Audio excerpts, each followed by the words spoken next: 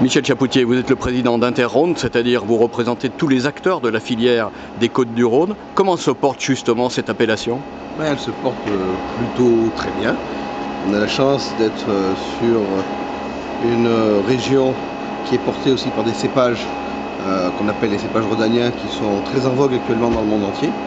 Alors même si on ne fait qu'un tiers aujourd'hui à l'export, on est quand même dans une dynamique qui ne se traduit pas forcément au niveau chiffre d'affaires, mais une dynamique qui, au niveau intérêt, on sent bien qu'à l'export de plus en plus de consommateurs, et plutôt même des jeunes, consomment les vins de la vallée du Rhône.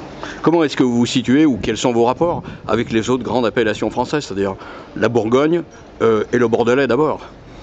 Alors, quand on prend l'exemple de la Bourgogne, c'est une région qui doit souffrir un peu, à mon avis, du fait que son appellation régionale est assez restreinte.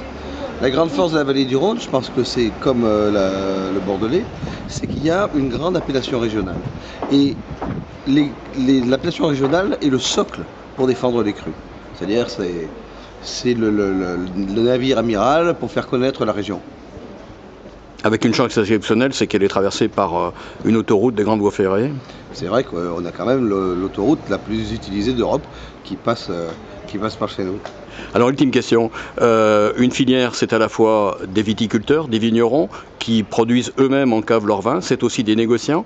Comment est-ce que se passent les rapports entre les deux?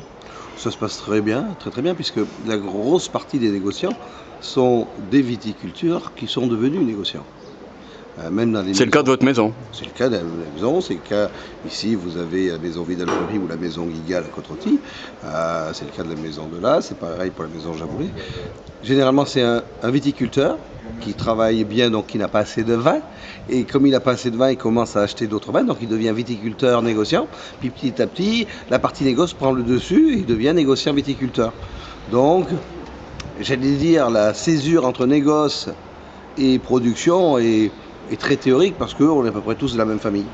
Alors, l'an dernier est née une appellation, la 27e, Kéranne.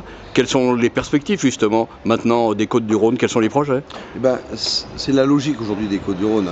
C'est sur cette appellation régionale, c'est un peu la pépinière, c'est-à-dire encourager dans les diversités géologiques la hiérarchisation de certaines appellations. Et donc, c'est le principe dans la hiérarchisation, village, puis avec nom de commune, et après ça devient un cru.